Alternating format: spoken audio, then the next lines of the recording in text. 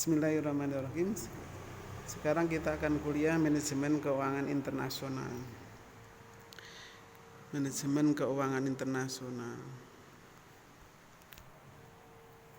Ini sebenarnya tidak ada untuk manajemen keuangan internasional ini adalah yang membedakan dengan manajemen keuangan yang dulu kita sudah dibahas di semester berapa itu, semester 3, semester 4, kemudian sekarang itu bedanya itu manajemen keuangan yang dulu keuangan dan manajemen keuangan lanjutan itu adalah asumsinya adalah perusahaan itu adalah perusahaan yang bergerak di satu negara, artinya dengan menggunakan mata uang asing. Kemudian kalau manajemen keuangan internasional ini bahasanya adalah itu manajemen keuangan internasional ini adalah seandainya perusahaan itu adalah perusahaan multinasional, perusahaan yang bergerak di banyak negara. Ini yang menjadi dasar manajemen keuangan internasional.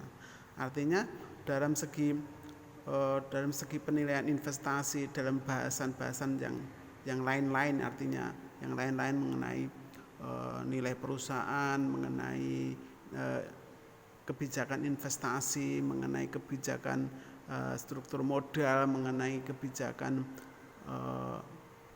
penganggaran modal, biaya modal, dan resiko itu sebenarnya kurang lebih sama saja. Cuma bedanya semuanya di internasional, tingkatnya adalah tingkat global gitu. Misalkan resiko itu resikonya kalau manajemen keuangan 1 dan 2 itu adalah perusahaan risiko dalam negeri sebuah negara. Tetapi kalau manajemen keuangan internasional ini resikonya adalah resiko internasional. Setiap negara itu punya resiko-resiko, tetapi di dalam manajemen keuangan internasional adalah secara global gitu, serta ini resiko secara global. Bedanya di situ. Kalau misalnya biaya modal itu bedanya kalau itu satu perusahaan itu hanya bergerak di satu negara, biaya modal itu hanya sumber modal itu hanya di dalam negeri saja, baik modal asing maupun di modal sendiri. Tetapi beda dengan perusahaan itu adalah perusahaan itu multinasional. Itu biaya modalnya adalah biaya modal multinasional, bedanya hanya di situ saja. Tetapi yang mendasari perbedaan yang paling dasar itu adalah perusahaan multinasional itu bergerak di banyak negara, kemudian dia memiliki mata uang yang berbeda-beda. Bergerak di sebuah negara berarti mata uang currency, uang yang digunakan adalah uang di mana negara perusahaan itu bergerak. Kalau di Indonesia ya pakai rupiah, kalau di Malaysia ya pakai ringgit, kalau di Amerika ya pakai dolar, kalau di Jepang pakai yen, seperti itu. Artinya walaupun itu satu perusahaan, cuma karena bergerak di banyak negara, akhirnya yang menjadi permasalahan perusahaan multinasional yang membedakan dengan perusahaan-perusahaan domestik itu manajemen keuangan 1 dan 2 itu adalah jenis mata uangnya yang berbeda, yang membedakan di situ. Seperti itu. Mengenai yang lain-lainnya bisa dianggap hampir sama, tetapi asumsinya satu negara dengan negara lain, tetapi juga beda resiko sebuah negara misalkan resiko investasi di Syria dengan resiko investasi di Singapura atau di Indonesia, mesti setiap negara punya resiko yang berbeda-beda. Seperti itu. Biaya modal juga berbeda-beda. Kalau di Eropa, di negara Amerika, biaya modal misalkan modal asing itu misalkan itu tingkat suku bunga itu sangat rendah sekali. Beda di negara-negara berkembang, modal asingnya biaya modalnya telah tinggi, tingkat suku bunganya tinggi dan sebagainya. Seperti itu, hanya bedanya di situ. Kemudian definisi manajemen keuangan internasional.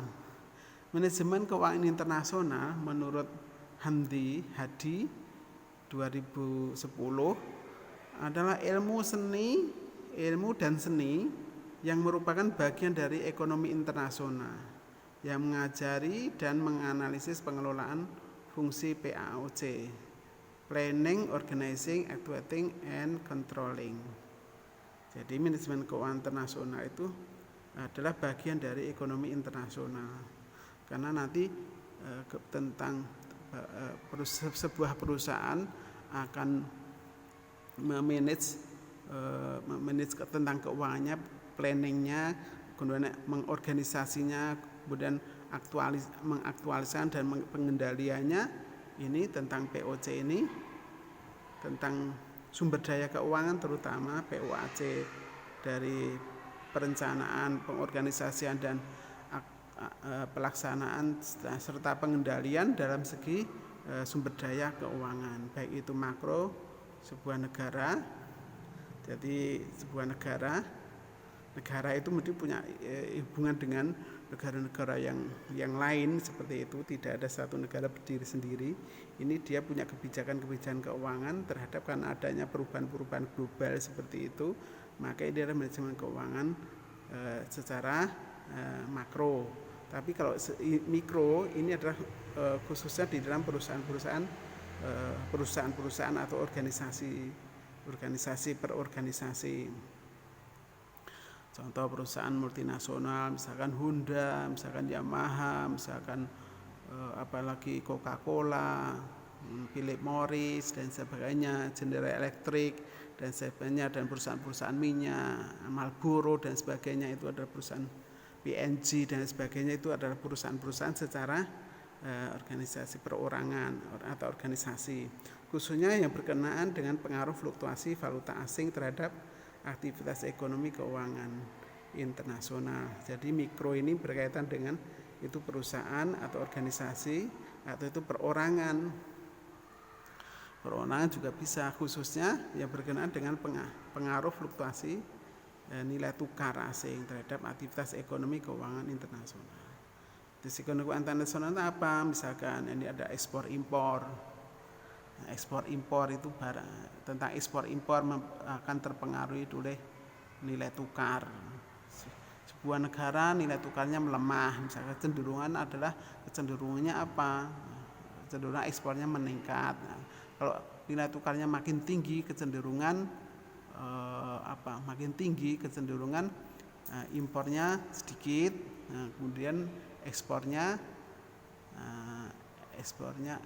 ya, kalau tinggi ya, impornya makin tinggi, kemudian ekspornya makin rendah. Kecenderungan ke sana kalau ekspor impor ya. Investasi, pembiayaan, anggaran, pendapatan. Investasi ke negara asing, luar negeri atau ke dalam negeri, itu akan berpengaruh, berdampak. Investasi berkaitan Indonesia, investasi perusahaan Indonesia investasi di luar negeri, dia akan melihat tentang nilai tukar sebagai itu. Pembiayaan dan anggaran, pendapatan. Pembiayaan berkaitan dengan pembiayaan tanggung jawab kewajiban yang harus ditunaikan terhadap klien di luar negeri, misalkan tentang pembiayaan asuransi, pembiayaan leasing, pembiayaan hak paten. Coca-Cola itu adalah merek Amerika, maka perusahaan Coca-Cola Indonesia harus membayar hak patennya ke perusahaan induknya Amerika. Philip Morris juga gitu, perusahaan induknya di Amerika, maka Coca-Cola Sampurna yang ada di Indonesia itu milik Philip Morris, maka dia harus menggunakan brand-brandnya brand Amerika sana, dia harus membayar hak patennya ke luar negeri dan sebagainya. Tenaga kerja juga gitu, upah tenaga kerja dan sebagainya. Kemudian anggaran itu berkaitan dengan investasi ya, investasi jangka panjang. Kemudian pendapatan, asuransi, lindung nilai yang nanti juga kita akan bahas tentang lindung nilai. Kemudian laporan keuangan ini setiap perusahaan multinasional dia punya anak-anak cabang di berbagai negara, dia harus melaporkan ke dalam perusahaan induknya. Keluarga induknya, dalam perusahaan induknya itu mata uang, misalkan Coca-Cola Indonesia, dia punya laporan keuangan, versinya versi rupiah. Nah, yang versi rupiah, laporan keuangan versi rupiah ini harus diterjemahkan ke dalam dolar. Nah, namanya nanti ada exposure ya. Nanti kalau di reguler akan dipelajari. Kalau untuk mata seperti ini nggak sampai exposure ya. Dan kinerja keuangan sebuah perusahaan di anak cabang, dia akan menilai kinerja keuangan di masing-masing perusahaan, di masing-masing di berbagai negara di mana berada itu, dia perusahaan induk akan melakukan penilaian kinerja keuangan di masing-masing cabang-cabang yang ada di negara, di banyak negara tadi, perusahaan yang bergerak di banyak negara. Ini tentang ilmu dan seni yang merupakan bagian dari ekonomi internasional, mempelajari dan menganalisis pengelolaan fungsi planning, organizing, automating, dan controlling yang berkaitan dengan sumber daya keuangan, karena ini ada manajemen keuangan internasional. Nanti di dalam SDM internasional sendiri, pemasaran internasional sendiri, nanti akan strateginya berbeda-beda. Juga keuangan pun juga ada strategi berbeda-beda di dalam perusahaan-perusahaan multinasional. Multinational Corporation, MNC, istilah dari perusahaan multinasional itu adalah Multinational Corporation atau MNC, yaitu perusahaan yang memiliki anak perusahaan. Perusahaan MNC itu adalah perusahaan yang memiliki anak perusahaan, cabang-cabang, afiliasi yang berlokasi di negara lain. Jadi punya anak cabang. Misalnya Garuda contohnya, Garuda itu bergerak di London, di Inggris, kemudian di Timur Tengah, kemudian ke Jepang, kemana, itu berarti Garuda itu perusahaan multinasional. Ketika customer yang ada di London, di Inggris mau membeli, mau naik pesawat Garuda, maka dia pakai pound sterling. Padahal perusahaan Garuda ini adalah perusahaan Indonesia. Gitu, seperti itu. Maka customer yang ada di London sana membeli tiket pesawat naik Garuda, maka pakai pound sterling. Nggak mungkin dia akan pakai rupiah, kecuali kalau itu adalah pelanggan itu di Indonesia, membeli tiketnya ke Indonesia, di Indonesia maka pakai rupiah. Tetapi karena Garuda bergerak di banyak negara, ketika di Jepang pelanggannya, penumpangnya itu membeli tiketnya di Jepang, maka pakai yen juga. Maka yennya itu harus diterjemahkan, nanti akan diterjemahkan ke dalam rupiah. Pound sterling juga akan ke dalam rupiah dan sebagainya, ke dalam perusahaan induknya, seperti itu. Ya, yang punya anak-anak cabang atau afiliasi di negara-negara lain, Indofood di Timur Tengah, Indofood sekarang ini Indofood itu akan mengakuisisi perusahaan mie ya, yang ada di Inggris sana juga ada.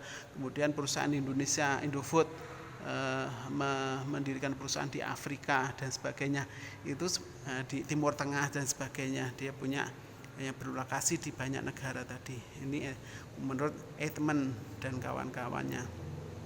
Menurut perusahaan multinasional, menurut Eijkman seperti itu.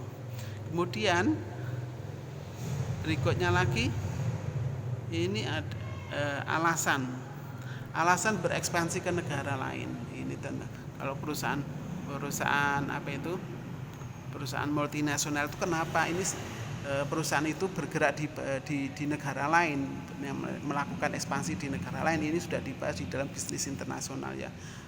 Nanti kita tidak terlalu banyak alasan-alasannya, ini kita bahas. Mencari pasar baru, artinya kalau di dalam perusahaan dalam negerinya itu bergerak di dalam negeri itu sudah jenuh, maka di luar negeri itu ada potensi-potensi pemasaran yang bisa diperlebar, maka dia alasannya adalah mencari pasar baru, mencari supply bahan baku yang baru. Misalkan perusahaan itu bahan bakunya mendirikan perusahaan di negara asing karena di sana ada bahan baku yang lebih murah. Contohnya perusahaan yang sering mendekati bahan baku itu adalah perusahaan-perusahaan pertambangan. Perusahaan pertambangan itu biasanya eksplorasinya di mana?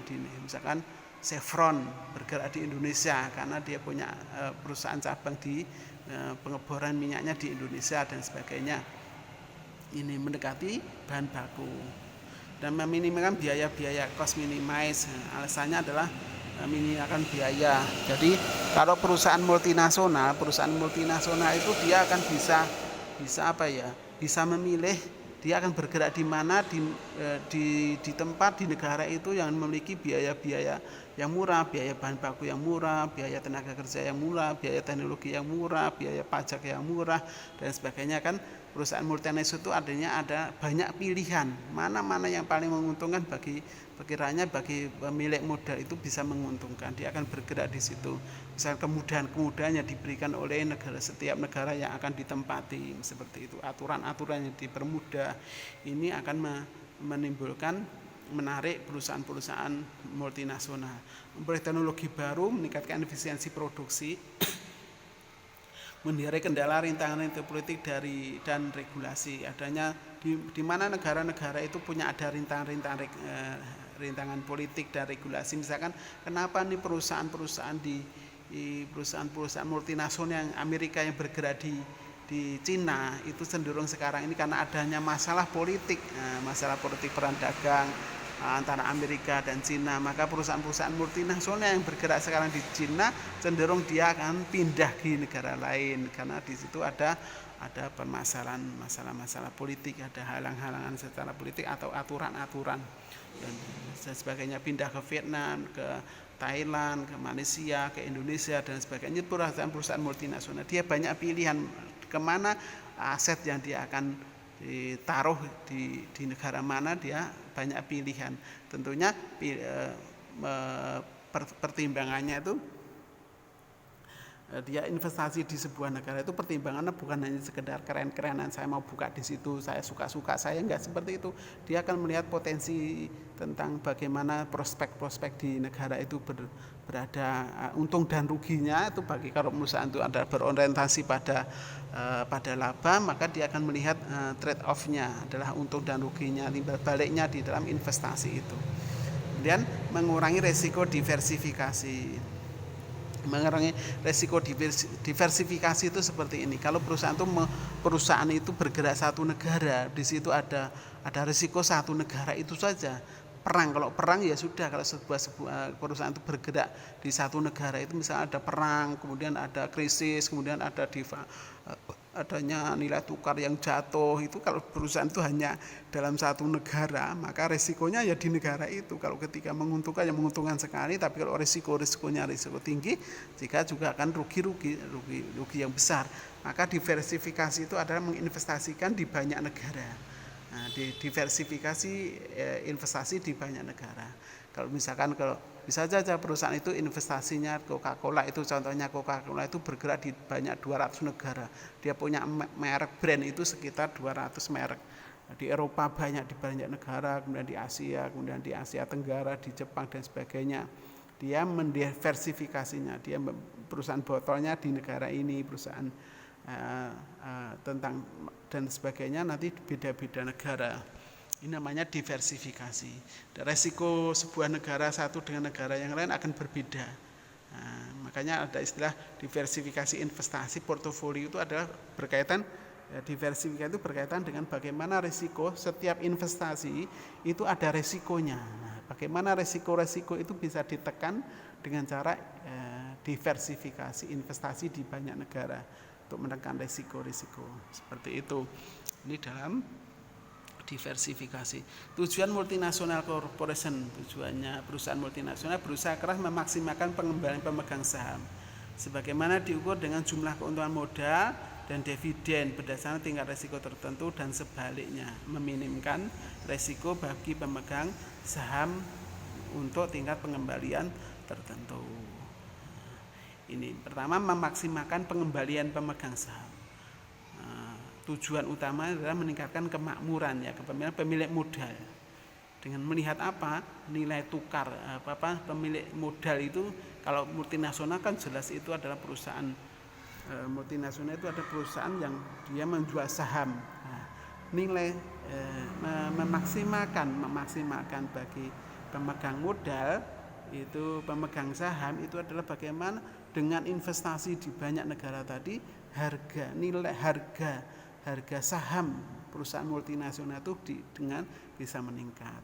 Demikian juga tingkat keuntungan, karena investasi di banyak potensi-potensi tadi, tingkat keuntungannya juga bisa dimaksimalkan. Kemudian dividen tingkat pengembaliannya juga bisa diperoleh yang besar dengan tingkat resiko tertentu sebaliknya. Jadi kalau setiap investasi itu mesti ada return, tapi di balik return ini ada resiko ya seperti ini. Ada return raw, kemudian ada standar deviasi. Investasi itu ada tingkat keuntungan di situ, tapi juga ada resiko. Kalau contohnya yang kecil ya, contoh yang biasa di dalam masyarakat itu, kalau orang main dadu itu kalau ditaruh di dalam satu angka, kalau dapat untung satu angka, kalau itu dapat maka untungnya banyak. Tetapi resiko tidak dapatnya juga besar. Beda dengan kalau ditaruh di dua angka, kalau di dalam dadu itu di dalam dua adu itu kalau uang 100.000 ditaruh 2 angka itu kemungkinan dapatnya lebih banyak daripada kalau ditaruh di dalam 1 angka. Tetapi untungnya lebih rendah, resikonya lebih rendah, keuntungannya juga lebih rendah. Ini resiko itu seperti itu. Kemudian kendala-kendala yang dihadapi oleh perusahaan-perusahaan multinasional, kendala lingkungan. Jadi bergerak di banyak negara, setiap negara punya aturan tentang lingkungan yang berbeda-beda, perilaku juga berbeda-beda. Ada aturan-aturan main yang harus dilakukan di setiap negara yang berbeda-beda tadi. Kemudian kendala regulasi, peraturan, setiap negara punya peraturan yang berbeda-beda tentang regulasi. Tetapi sekarang ini kecenderungan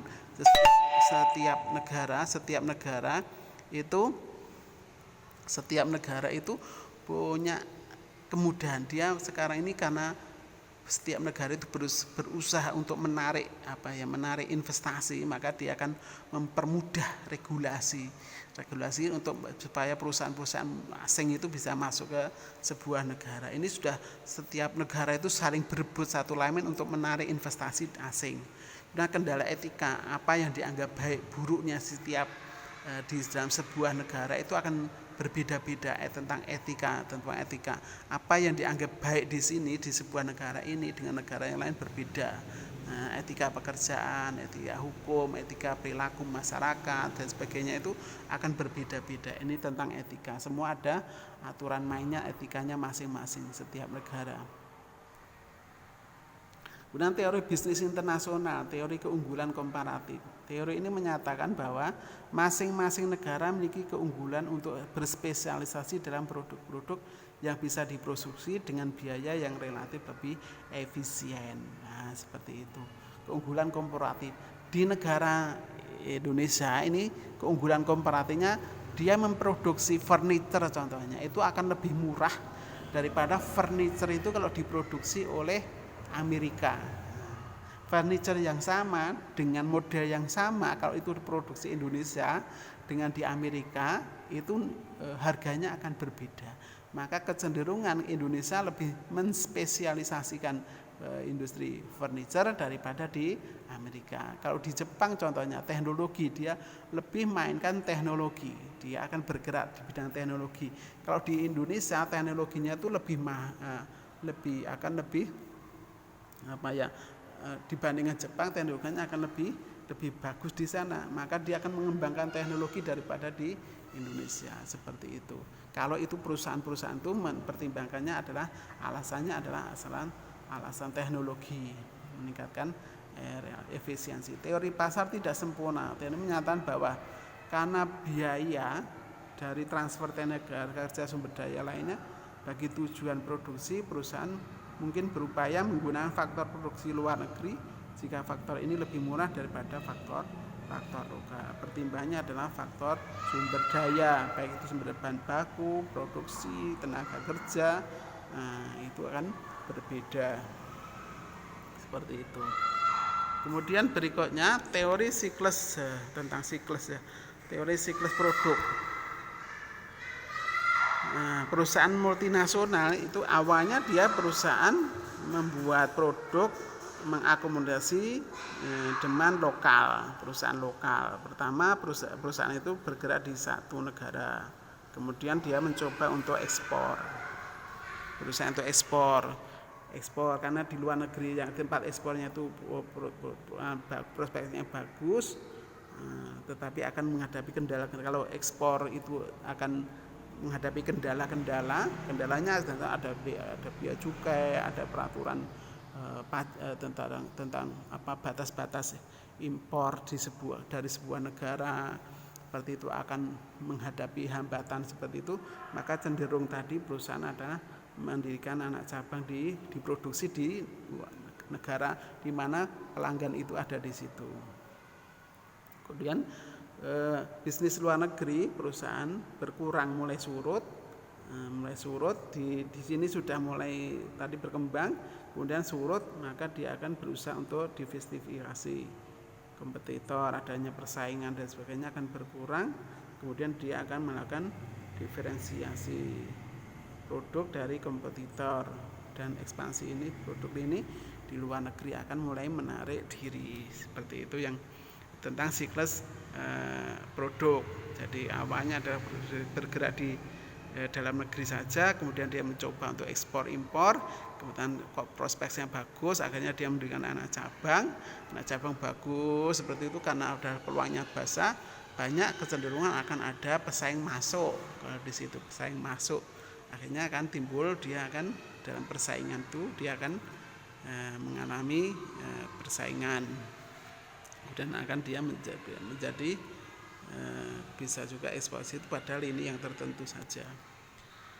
Berikutnya lah, metode bisnis internasional, ada perdagangan internasional, ekspor impor. Pertama ekspor impor, kontrak base entry dengan perjanjian lisensi. Contohnya Unilever Indonesia itu ya namanya Unilever, perusahaan itu perusahaan Amerika, tapi produk itu diproduksi di Indonesia, tetapi dengan menggunakan lisensi brand mereknya Unilever, seperti itu. Padahal itu produknya Coca-Cola juga seperti itu. Perjanjian waralaba franchising, franchise, KFC dan sebagainya menggunakan merek-merek franchise dengan peraturan, dengan model, dengan produk yang sama persis. Seperti itu. Dari negara asing ada tambahan-tambahan berbeda, misalkan tes yang agak berbeda dengan di itu hanya, tetapi metode cara memasaknya, kemudian alat-alatnya semua didatangkan dari seperti itu. Kemudian tampilannya, kemudian layoutnya dari franchise-nya sana. Nah, investasi base entry, usaha patungan joint venture, perusahaan patungan antara itu adalah perusahaan pemilik modal di sebuah negara, kemudian ada asing, dia berpatungan mendirikan perusahaan baru di negara itu, antara perusahaan asing dan pemilik modal asing dengan modal dalam negeri. Ini namanya joint venture, patungan. Akuisisi perusahaan asing yang telah ada.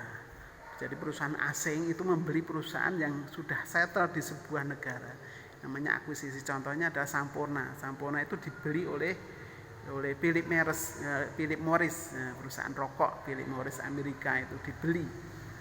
Padahal perusahaan Sampurna kan sudah settle, dia sudah punya teknologi, dia punya tenaga kerja, dia punya merek, dia punya brand, dia punya transportasi, ekspedisi dan sebagainya, punya cabang-cabang dan sebagainya, itu dia diakuisisi. Kemudian pembentukan subsidiary baru di luar negeri, mendirikan perusahaan baru yang ada di luar negeri, baru grass gitu, seperti itu, tanpa patungan dan sebagainya, tetapi dia mendirikan, misalkan Indofood mendirikan perusahaan baru di Timur Tengah gitu. Murni didirikan sendiri, dia mencari pasar sendiri, punya merekrut tenaga kerja sendiri, mendatangkan mesin sendiri dan sebagainya, pabrik sendiri, seperti ini namanya membentukkan subsidiary di luar negeri. Peningkatan globalisasi, adanya pertumbuhan perdagangan internasional. Sekarang ini pertumbuhan ekspor impor itu semakin, setiap negara itu berusaha untuk meningkatkan ekspor masing-masing. Kemudian tiap negara berusaha juga, karena perusahaan itu tidak negara itu tidak mungkin kebutuhannya akan dia penuhi sendiri. Dengan adanya setiap negara itu ada ketergantungan. Negara satu ada ketergantungan terhadap negara lain. Contohnya Indonesia, tidak mungkin Indonesia itu kalau menutup diri bukan lagi makin kuat, tapi justru bisa juga lemah. Contoh, Indonesia belum bisa membuat pesawat perang, misalkan Sukhoi yang teknologinya, atau F-16 dan sebagainya, tidak bisa. Mau tidak mau dia butuh negara asing yang bisa memiliki teknologi yang lebih tinggi untuk memperkuat kekuatan pertahanannya di dalam negeri. Sebagainya seperti itu. Nggak mungkin dia akan terlalu besar gitu, dan terlalu besar terlalu lama juga. Kalau dia tidak butuh dengan negara asing, justru bukan malah kuat, tetapi justru juga makin lemah dan sebagainya, seperti itu. Jadi ini akan menimbulkan ke sana. Contohnya saja, kalau dulu awal-awalnya di Indonesia belum bisa membuat HP pada tahun 80 apa 90. Awal-awalnya itu kan 97, 98 itu HP baru diproduksi di Eropa. Coba bayangkan ke Indonesia waktu itu bisa membeli HP dari luar negeri aja. Beli HP Nokia yang kualitasnya kayak gitu aja harganya mahal, berjuta-juta. Kemudian tuku kartu SIM-nya itu aja sampai jutaan dan sebagainya. Tetapi karena keterbukaan sekarang ini ada terbuka, setiap perusahaan asing pun bisa masuk Indonesia, maka persaingan masuk. Nah, coba setiap orang karena adanya keterbukaan terhadap investasi asing tadi, maka yang diuntungkan siapa? Yang diuntungkan adalah pelanggan. Pelanggan akan mendapatkan produk yang lebih murah, dengan biaya yang lebih murah, kualitas yang lebih murah, karena ada dibukanya investasi asing. Tapi kalau itu ditutup, waktu itu perusahaan telekomunikasi baru Telkom kualitas jaringannya sedikit, kemudian kualitasnya rendah, kemudian biayanya juga terlalu mahal karena nggak ada investasi asing. Begitu investasi masuk, setiap orang bisa memiliki HP dengan murah, dengan harga yang murah, dengan kualitas yang lebih baik dan sebagainya, kualitasnya lebih baik dan sebagainya. Ini karena pertumbuhan investasi asing secara langsung. Peluang dan risiko internasional. Peluang internasional karena produksi di luar negeri bisa menciptakan keunggulan biaya atau pertumbuhan menjadi lebih besar lagi bagi perusahaan-perusahaan yang terlibat dalam bisnis internasional. Jadi ini peluang dengan investasi, dengan ekspansi di luar negeri itu akan menciptakan ada peluang yang bagus dalam menekan biaya, meningkatkan pertumbuhan pasar, meningkatkan nilai perusahaan, akhirnya akan meningkatkan kemakmuran pemilik muda dan sebagainya, meningkatkan pendapatan sebuah negara dan sebagainya. Risiko internasional, risiko pergerakan nilai tukar yang selalu berfluktuasi, naik turunnya sangat tajam. Sebenarnya tidak dikehendaki, setiap negara manapun yang dikehendaki nilai tukar itu adalah stabil. Nah, kalau menguat itu juga dampaknya jelek juga.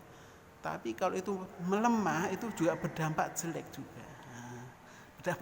Kalau menguat cenderung impornya menguat ya, cenderung impornya melemah, ekspornya naik seperti itu. Tapi nanti yang terjadi adalah terjadinya pemutusan PHK, terjadi PHK. Kalau ekspor, kalau terjadinya persaingan.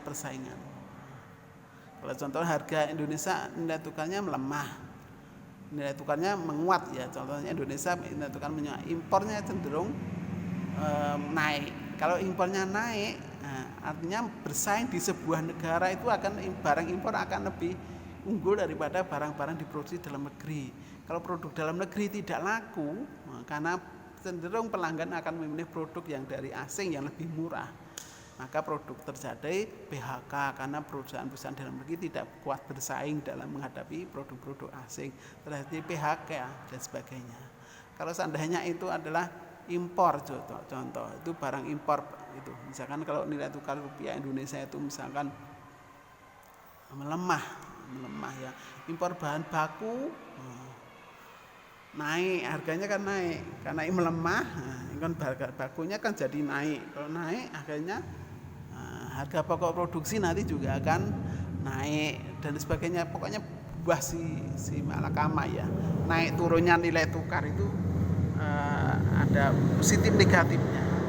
Sebenarnya setiap negara itu menghendaki bagaimana nilai tukar uang itu adalah stabil, bukan menguat yang sangat tajam atau melemah sangat tajam. Berdampak yang tidak baik bagi semua saja, bagi eksportir, importir pun juga tidak bagus.